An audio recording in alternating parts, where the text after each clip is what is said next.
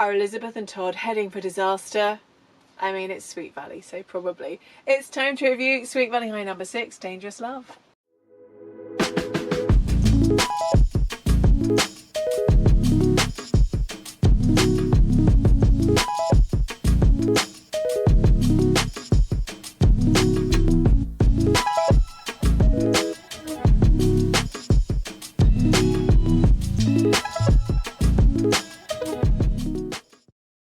Hi everyone, I'm Rosie Blythe. I'm the author of the Princess Guide to Life book series, which you should totally check out, by the way. It's really good. And on this channel we talk about everything from books to entertainment to royals. And today we are continuing my little series recapping every single Sweet Valley High book that I own. So you know I like to try and pay tribute to the covers if I can. And today I'm dressed more or less like Todd. Slightly different outfits, but I think I've done a pretty good colour match. What do you reckon? And a little bonus, here we have the models posing for this fantastic artist. So first outfit mention, Jessica is marvelling at how Elizabeth always looks so put together. She's got her hair tied back with a blue ribbon. She's dressed in jeans, a blue Oxford shirt and a dark blue blazer.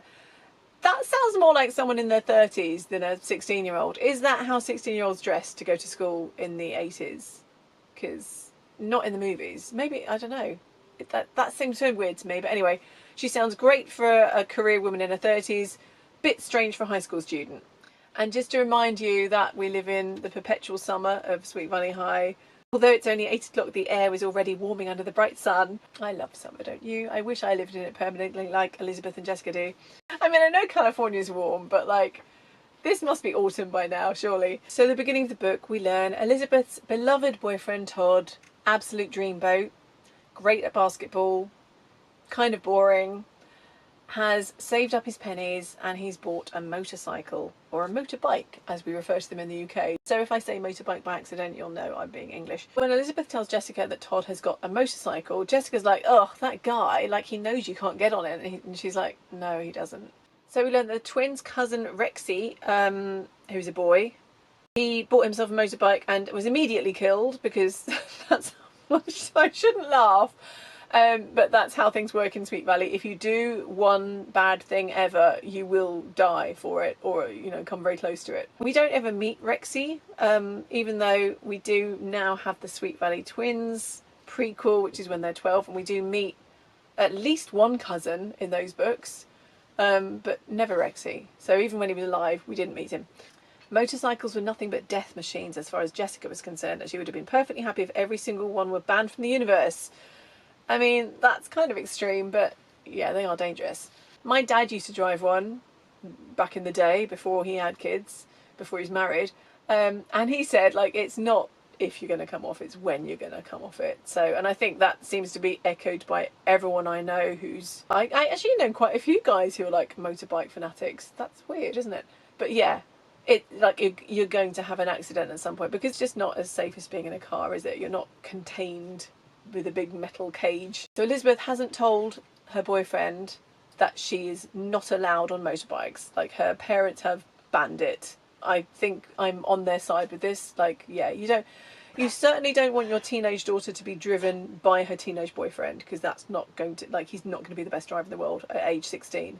He's just not going to have the experience. I feel like I'm always getting more serious in these videos because I start thinking about, like, oh, if I had teenagers, I wouldn't want them doing these things. Whereas I think even when I was reading them as a teen, I was like, yeah, no, I wouldn't be getting on a bike with a 16-year-old boy either. So maybe I was very sensible. So Elizabeth's kind of in denial about this. Like, she's made an excuse for why she can't go on the motorbike today. She's just like, oh, I need to drive the car because I feel like I've got a cold. And it's just weird because, you know, we're always told how honest and trustworthy and wonderful and grown up and mature Elizabeth is, but she lies just as much as Jessica, who, like, you can't believe a word that comes out of her mouth, but it's like, and for exactly the same reasons, like, because it suits her, that's why she's lying. So she's just as bad as Jessica. I don't know how we got brainwashed into thinking she was the good twin. Like, they're both awful. I love them both dearly, but yeah, she is kind of awful. So we get a little insight into Jessica's mind, because she wonders why Elizabeth would want to continue a relationship with someone who drives a motorcycle when there are lots of guys who drive cars because men are interchangeable. You just pick the vehicle you want to ride around in and then just go with the guy who has one of those, I guess. E-type Jag for me, thanks. So the little subplot is it's Enid's sweet 16 because Enid actually skipped a grade. So she's a year younger than everyone. And she's still way more mature than Elizabeth. So Enid is the one to watch, I think, in these books. Enid's mom is wanting to throw her a really nice sweet 16 party. So she's sending out lovely engraved invitations. And Jessica's like, for your silly little party. Which is just, why? Why be so unpleasant? What a little bitch. So Todd arrives. He's wearing a soft leather jacket which hugged his long, trim body and a black full-face helmet, which he now took off to reveal his tousled head of dark brown hair. And he's got her a hot pink helmet because obviously he's expecting her to ride with him because why wouldn't he? So Elizabeth finally decides she's going to confess to Todd that she's not allowed on motorbikes. So she explains that her cousin died and since then my parents have forbidden us from ever riding on one. How come you've waited till now to tell me this? Todd said brusquely. You knew for months I was getting a bike. And she says, I was afraid of how you'd react. He's like, oh, you thought I'd choose the bike over you? Come here, you little fool. Because Todd has obviously been watching a lot of 1940s films where men would clasp women to their manly bosoms and say, oh, come here, you little fool. But hey, why not? So it's pretty nice of him to not give her a hard time. And this book is weird because it presents Elizabeth's silence on this as being like virtuous. It says, if Elizabeth had been a different kind of person, not only would she have spoken up sooner, she would have begged Todd not to buy the motorcycle in the first place, but she felt strongly that she didn't have the right to impose her own restrictions on Todd, though if she'd done so, she would certainly be sleeping better at night. It's kind of saying like, oh yes, she's done the right thing, she's so unselfish. I think that's insanely dumb, because if she'd said to him, look, it's great that you're getting a motorbike, like, enjoy yourself, but just to warn you, I won't be allowed on it because my parents have banned me. Then Todd has got all of the information, because not telling him, letting him buy the bike, and he's like buying her helmets and picturing them driving around together and then suddenly dropping on him like, oh yeah, no, I can't do that, by the way. I know I didn't tell you anything, but I thought that was very virtuous of me, so yeah. That's insane. And I'm not sure how much of it is her being virtuous and how much of it's her just being wimpy and not wanting the confrontation, so she just delays it and delays it and delays it until she can't delay it anymore. I feel like that's more likely. I think Elizabeth was just procrastinating on telling him until she had to. So yeah, I don't agree. Elizabeth is a special kind of person because she wasn't honest with her boyfriend. So anyway, after school they go to the reopening of the Dairy Burger. Now I think they've been to the Dairy Burger already, but apparently it was pretty grim before, but it's quite nice now. It says that the new wooden booths and tables were a welcome replacement for the old cracked red vinyl and formica covered with a graffiti of close to a generation of Sweet Valley High students. I think that sounds way more cool, like to have graffiti from years and years. Bloody modernisation. So anyway, Jessica arrives with Danny, the guy that she is dating at the moment. And Danny is driving too fast and just clips a van belonging to Jerry Crunch McAllister. He's dropped out of school, and it's interesting actually because in Sweet Valley Twins, obviously when they're all 12, he's a troublemaker then, but he's obviously much more menacing now that he's grown. So it looks like Danny's going to get beaten up. And then Todd arrives, everyone's hero, and Crunch is so distracted by Todd's bike being a thing of beauty that he forgets to beat up Danny, and so the whole thing is just sort of, it's dissipated. But Todd has turned up with Mandy Farmer on the back of his bike, and if you don't know who Mandy Farmer is, it's because she's never mentioned outside of this particular book. So Elizabeth starts to shake, literally, that's what it says, when she sees Mandy on the back of Todd's bike. Pull yourself together, woman, come on.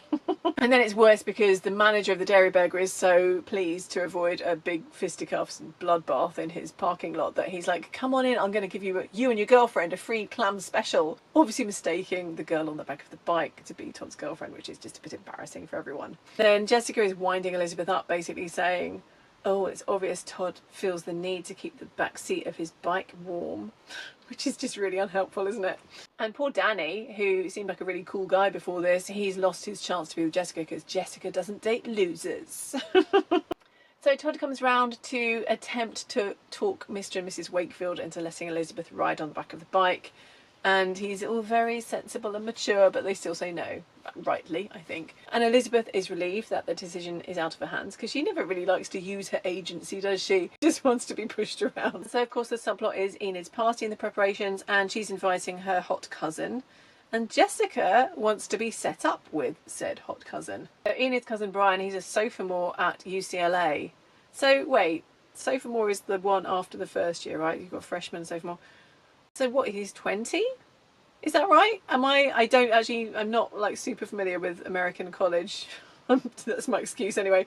So yeah, I'm 20-year-old dating a 16-year-old. It's so the 80s. Like, I'm sure that would have been just fine back then. But now it's, you know, if you're 6 months older, that's problematic. Elizabeth's really reluctant to ask Enid for a favour for Jessica, obviously because Jessica screwed her over. And Jessica says, "So I told an old boyfriend of hers about her less than perfect past. I admit it, but that was a long time ago. Is that one mistake supposed to follow me around and torture me for the rest of my life?" So she's not repentant. She never says, yeah, I did a really crappy thing there. I'm going to apologise profusely to Enid because I've seen the error of my ways. She's just like, oh, it wasn't that bad.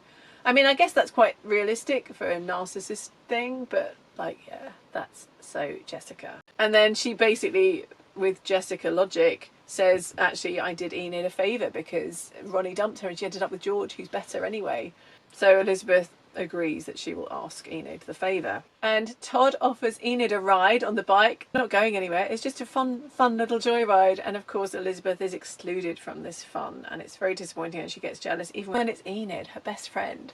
So this is like really like taking over her life now. She's sitting in the school newspaper office writing her column and staring into space.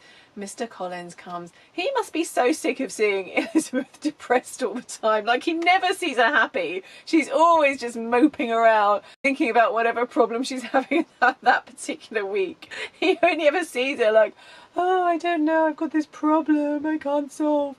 Like, yeah, I would get impatient with that. Maybe it's a good thing I'm not a teacher.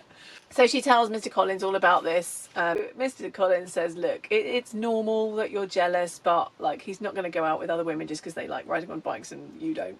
And Elizabeth plucks up courage to ask Enid this favour. Will you set Jessica up with your hot cousin Brian? And Enid says no. Good for her. It's about time someone stood up to Jessica and made her actually face the consequences of what she does. Like, you can't go around upsetting people and messing up their lives and then just expect them to be like, oh, hey Jess, do you want a favour? Like, that's not how life works. And Enid is like, if it was anyone else, I'd say yes, but Jessica hurt me very deeply. And I still haven't forgiven her for it, especially since she's made it clear that I'm nothing more to her than a nuisance who hangs out with her sister. And Elizabeth tries to talk her round. She's like, oh, but you haven't even thought about Ronnie for months and you and George are happy now. Like, that's the important bit. Oh, you got a good boyfriend out of the situation, so what's your problem? And Enid's like, Jessica hasn't even said sorry, which is true. So good for Enid for standing up for herself and standing up to her best friend Elizabeth and pointing out that, you know, you can't just keep doing these things for stupid Jessica. And then the tables are turned because Guy Chesney of the Droids, who always get a mention, they're like the major characters in these early books. He offers Elizabeth a ride because obviously Todd can't. He's like, hey, I just want to let you know that anytime you need a ride, just say the word and I'll be there. So he's kind of coming on to her. And she's like, no, thank you. But then Todd is all jealous when he sees them together. So they have one of their typical Todd and Elizabeth little, like, oh, weren't we silly? We were both jealous. Oh. And Todd says, look, I'm not going to give any other girls a ride. That seat and that helmet, they're yours, sister.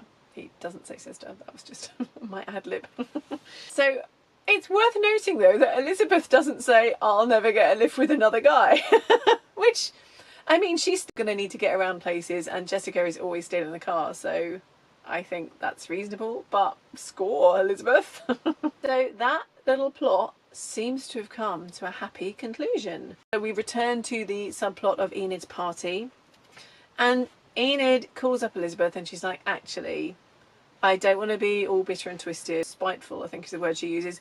So she's like, yeah, I'll set Jessica up with my cousin. So Enid's party is at the Sweet Valley Country Club, and it looks amazing. I'm just going to describe this because we all like to live vicariously, don't we, through the Sweet Valley High social scene. So the stately old room is now a garden of multicoloured flowers and plants. The tables are filled with blue and yellow carnations, and there's a bandstand and a floral arrangement that spells out Happy Sweet 16 Enid. So, outfit time.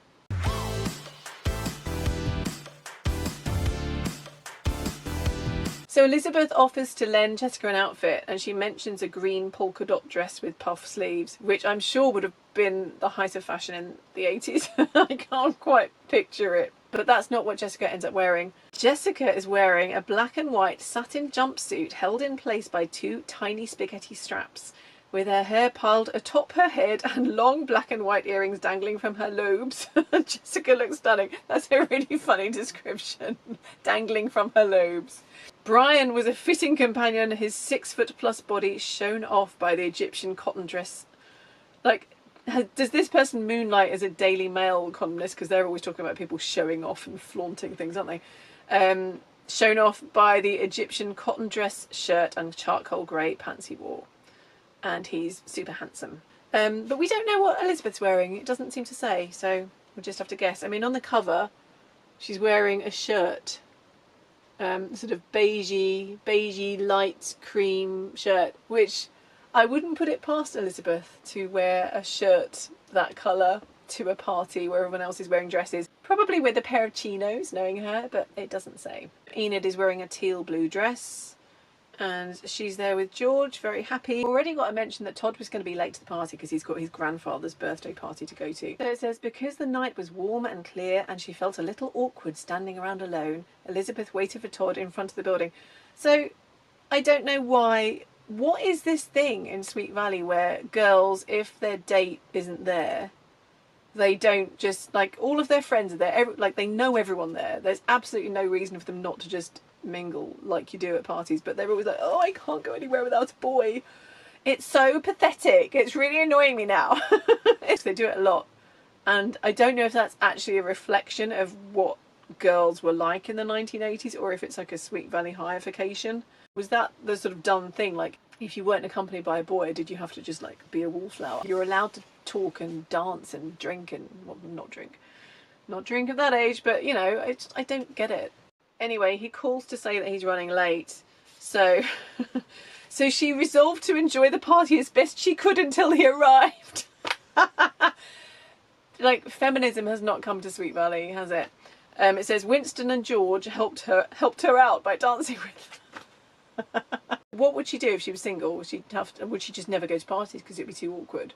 It's so weird. So at the end of the evening, it says at 11:45, couples began to filter, because single people aren't allowed, began to filter out of the club for the trip downtown to the Caravan. So the whole party's moving to presumably like an after party at a club or whatever. And Todd has missed the entire party, so Elizabeth is mad at him, but he eventually shows up and he says he's made a decision about us and the bike. And she instantly jumps to the conclusion that actually he's changed his mind, he's going to dump her. But of course he's not going to dump her, because Todd is actually more mature than Elizabeth, and he's like, I've made the decision, I'm going to sell the bike. And he's selling it to Crunch McAllister. Crunch has been drinking celebratory beers, while Todd, of course, has been sticking to lemonade. So they have this like, oh, we love each other so much, don't we, moment. And then Enid's mother, who was going to give Elizabeth a ride to the club when Todd wasn't there, says, oh, sorry, I'm going to be here for a while. Can you make your own way or call a cab? And Elizabeth decides that she wants to ride on Todd's bike because it's like the only time she's going to get the chance. He's going to sell it. Why not? Throw caution to the wind. And Todd sort of tries to talk her out of it. And he says, like, I promised your parents I wouldn't, which is, you know, fair point. And Elizabeth says they'll never have to know because she's awful. And Elizabeth says, I take full responsibility, Todd. Besides, deep down, I know it's what you want too. So they ride off in the bike, and Elizabeth really enjoys it, and she's like starting to think about, like, I'm going to talk to my parents and point out how all the virtues of riding a motorbike and how great Todd is at driving and blah blah blah. So she's having a great time. She says nothing could stop them now. Nothing. Meanwhile, Jessica is getting off with Brian. the ecstasy of one of the most thrilling kisses she'd ever experienced. But while she's there, she starts getting this little niggling feeling that something is wrong, and it's twin intuition. So Brian's like, all right, I'll drive you, we'll go and find Elizabeth. And while they're driving, they see the broken remains of a black motorcycle lying in the car, and Jessica's like, oh my god, something's happened to Todd. Never dreaming, of course, that Elizabeth was riding on it. So Elizabeth has fallen off the bike, we don't know what's happened. And then we find out the driver who hit them is Crunch McAllister, who's been drinking all afternoon. So Jessica basically throws herself at him, digging her nails into him, and says, you monster, I'm going to make you pay for this. Which she never does. That doesn't happen, but it's a good moment. I think, oh, good for you, Jess. So Elizabeth's in a coma. The first of many. No, it's not really the first of many. It is the first of many crazy accidents in this. This is like the unluckiest town. You never want to live in Sweet Valley. So there's like big drama, like, oh, she's in a coma, if she survives she might have brain damage. It's all like very fearful stuff. So Ned Wakefield is pretty harsh, saying to Todd she's alive for the moment, no thanks to you. Alice takes more of the we're not angry, we're disappointed kind of thing. You broke your word to us, Todd. Stephen Wakefield says it should have been you in there instead of her. Stephen spat out with uncharacteristic bitterness. I guess that's uncharacteristic. I mean, I'm not that crazy about Stephen. Like, I'm a few books ahead at the moment, and I don't really like him very much. But anyway, that's just me being picky.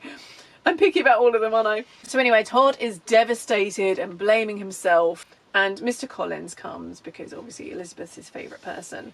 And he talks to Todd, and Todd is like, Elizabeth made me take her. So Mr. Collins is kind of a peacemaker, because he passes on to the Wakefields that it was Elizabeth's idea. So he kind of is a bit of a peacemaker, which is very nice of him. Like, he doesn't have to get involved in people's family dramas and stuff, but that's good of him, I think. See, I like Mr. Collins. I do like some of them. And sadly, you know, Robert Redford, everyone's favourite hunk, and Mr. Collins was always compared to him. So let's just take a moment to think about what Mr. Collins must have looked like, how handsome he must have been. So there's a very high drama moment. Liz has taken a turn for the worse. They don't think she's going to make it. Jessica is actually very nice to Todd, basically because she feels guilty herself. She says, if anyone's to blame, it's me. Pointing out that she was supposed to be giving Liz a lift and she didn't turn up, and that's kind of why she got on the bike with Todd. So the Wakefields express forgiveness to Todd, saying that Mr. Collins told us what happened. I know my daughter Todd, and I don't think there's anything you could have done to keep her off that bike last night. I mean, it's not quite true. I mean, Elizabeth's not exactly the most willful person, so I'm pretty sure he could have just said no. But anyway, so the book ends with Elizabeth still in a coma, and the teaser for the next book is, will Elizabeth live or die? Find out in Sweet Valley High #7, Dear Sister, coming next month. Luckily, we don't have to wait that long. So yeah, bit of a cliffhanger. And then we get the bonus material at the back. We focus on one of the nicest teachers at Sweet Valley High is Roger Collins. I mean, he's the nicest, isn't he? I mean, we like Ms. Dalton, but Mr. Collins is the star. So we have this little background with him that he went through a messy, painful divorce. May, his wife, had wild behaviour, and he would often find her passed out next to an empty bottle of wine. So now he's most concerned about their young son, Teddy. After the divorce, May moved out of town, but she still came back once in a while. They've had a big custody battle, and luckily the judge saw through her manipulations, but then she kidnapped Teddy, and he was missing for 2 days. And you just think, why not put this in a book? Like, I'd read that book. I want to, like, hear it all in detail. I don't just want a little praise seal of it. I don't know. Like, they could have done a prequel or something. Like, maybe this does exist in one of the spin-offs. I don't know. If anyone knows of this story being told somewhere, let me know. But it's just sort of strange to put this, like, bonus material in the back of the books and not incorporate it into the story somehow. I'd prefer to read it as a story. So Teddy was missing for 2 days, and then he was found, and it's been 4 months. May hasn't been in contact since. Roger Collins is now dating Miss Dalton, but he senses she's holding back in some way. Is there someone else? He knows she once dated George Fowler, but that's over now. But she's very secretive about her past. Now, I happen to know that that does get told in another book, in one of the summer specials or spring specials. I can't remember which one now, but we definitely get to know the secrets behind Nora Dalton. So I just don't know why they put these little snippets in the back. It just seems silly to me. Anyway, we also have like a little coming attractions thing so that you can really get in the mood for reading about Elizabeth being in a coma. The most Elizabeth moment, and this is advice she should have taken herself, when Todd is talking to her quite early on about bikes and safety and stuff, she says, nobody ever plans an accident. If only she'd listened to her own advice.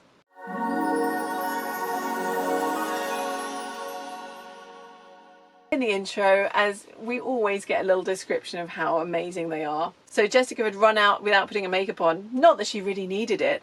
Tan blonde with a model-sized waist and a clear satin smooth complexion. Both she and her identical twin were among the best looking students at Sweet Valley High. And everyone looks amazing, so wow, it's really saying something. So there we have it, Sweet Valley High number 6. Can't wait to find out what happens in the next book. Thank you so much for hanging out with me today. I've had so much fun. I hope you have too. Thank you for liking the video. Thank you for subscribing to the channel. And I will look forward to seeing you next time. Bye.